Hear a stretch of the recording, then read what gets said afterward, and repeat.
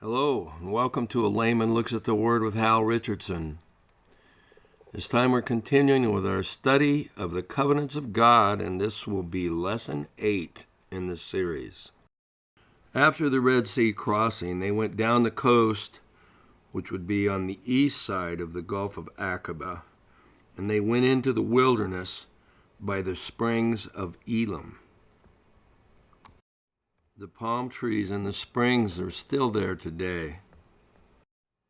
Then they went to Rephidim, where Moses was told by God to strike the rock because they were out of water. And the rock split and gave them the much-needed water for them and their livestock. The rock is about 50 foot high, and the rocks coming from the crack in the rock where it split all the way down to where the water flowed is all eroded from that water.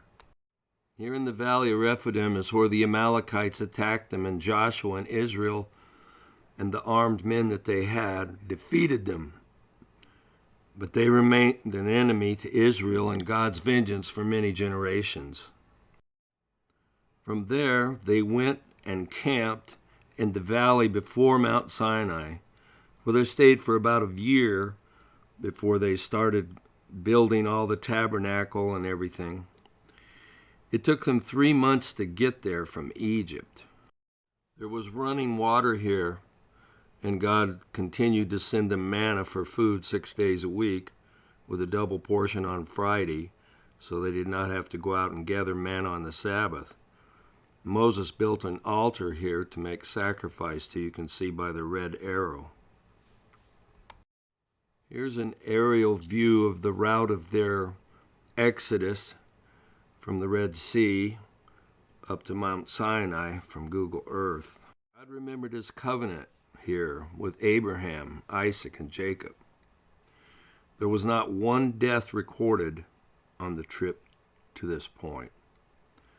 So the Lord offered them a special opportunity to be a treasure, his treasured people with him.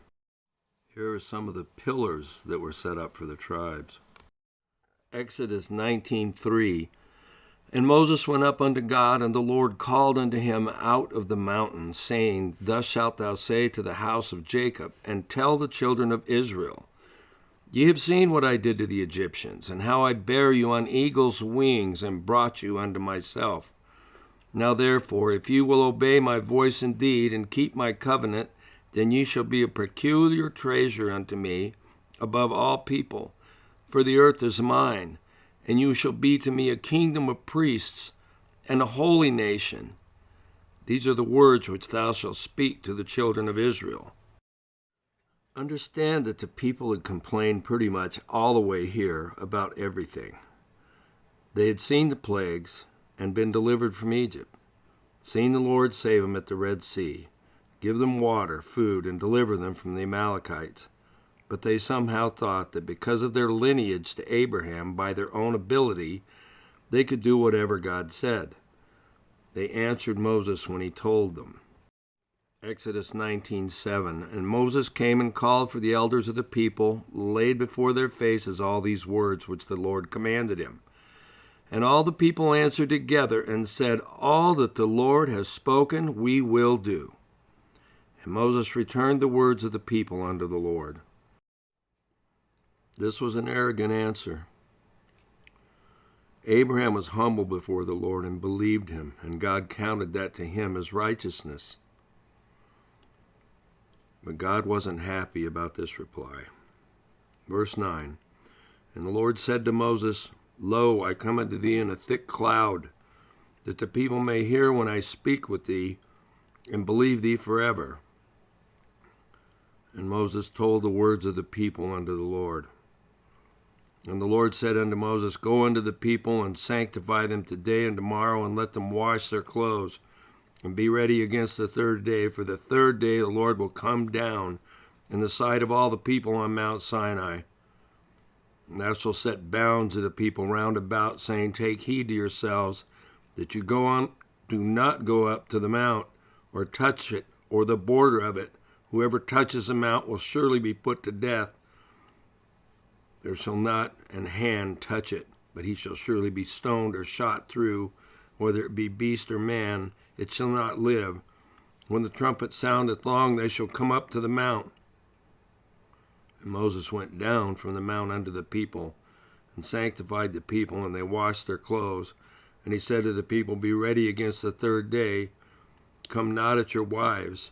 And it came to pass on the third day in the morning that there was thunders and lightnings and a thick cloud upon the mount, and the voice of the trumpet exceeding loud, so that all the people that were in the camp trembled. And Moses brought forth the people out of the camp to meet with God, and they stood at the nether part of the mount. Mount Sinai was altogether on a smoke, because the Lord descended upon it in fire, and the smoke thereof ascended as the smoke of a furnace, and the whole mount quaked greatly.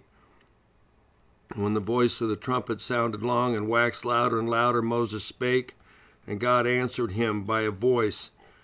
And the Lord came down upon Mount Sinai and on the top of the mount, and the Lord called Moses up to the top of the mount, and Moses went up.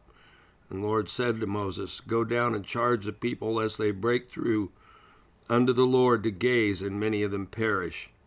And the priests also, which came near to the Lord, sanctify themselves, unless the Lord break through on them.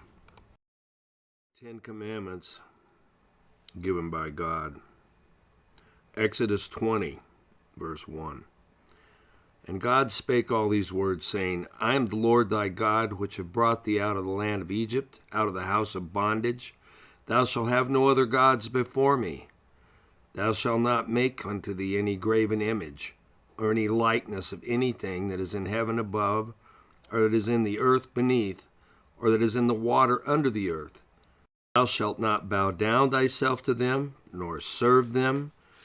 For I, the Lord thy God, am a jealous God, visiting the iniquity of the fathers upon the children, unto the third and fourth generation of them that hate me, and showing mercy unto thousands of them that love me, and keep my commandments. Thou shalt not take the name of the Lord thy God in vain, for the Lord will not hold him guiltless that taketh his name in vain.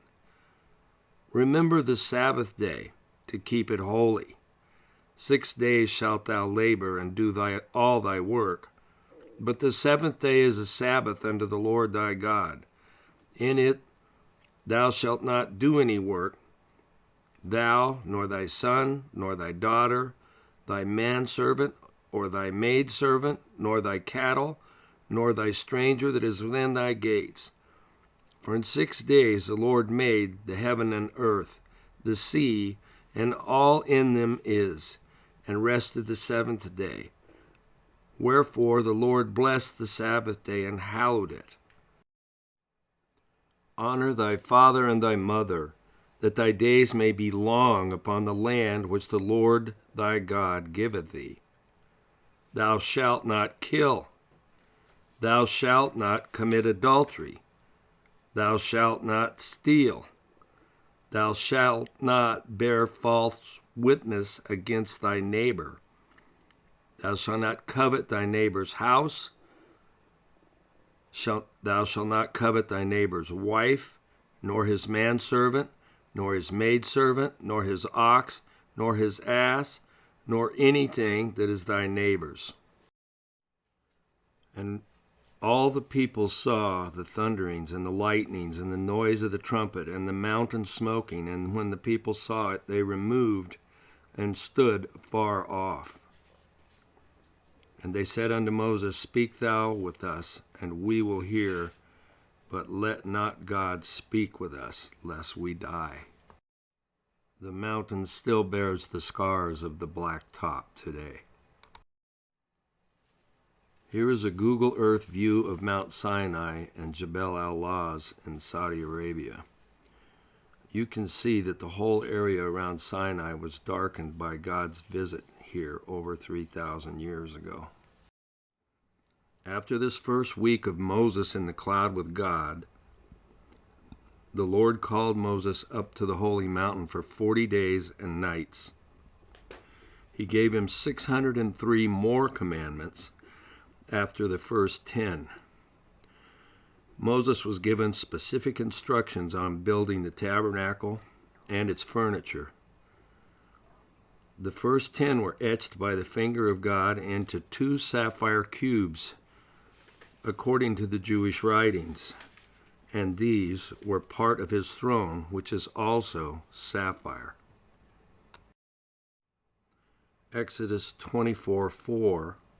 And Moses wrote all the words of the Lord, and rose up early in the morning, and builded an altar under the hill, and 12 pillars according to the 12 tribes of Israel. Exodus 24:9. Then went up Moses and Aaron and Nadab and Abihu and 70 of the elders of Israel, and they saw the God of Israel, and there was under his feet, as it were, a paved work of sapphire stone, and as it were, the body of heaven in its clearness. Verse 11, and upon the nobles of the children of Israel he laid not his hand. Also they saw God, and did eat and drink. And the Lord said unto Moses, Come up to me unto the mount, and be there, and I will give thee the tables of stone, and a law and commandments which I have written, that thou may teach them. The people of Israel grew restless because Moses was so long on the mountain. They pushed Aaron to make them a golden calf. They carved images of cows on a large rock altar, and Aaron melted their gold earrings and made the idol, and they worshipped it. Exodus 32. These were the gods of Egypt that were carved on the rock altar that are still there today in Saudi Arabia. The Lord told Moses to get down to the camp, for the people had corrupted themselves. When Moses saw what was happening, he was very angry, and he broke the commandment tablets. He burnt the golden calf and ground it into powder and cast it on the water and made the people drink it. God's righteous anger was kindled, and he told Moses he would consume these stiff-necked people and start over with Moses. But God in his wisdom had picked the right prophet. For Moses reminded God of his covenant with Abraham, Isaac, and Jacob, and implored the Lord not to do this. And God repented of what he thought to do. Well, I'm going to close there for today, and it's going to get worse from here as far as what happens to the disobedient people of God. But it shows the difference between the law, the covenant of law that is set here, and its strictness, and the covenant of grace of our Lord Jesus Christ.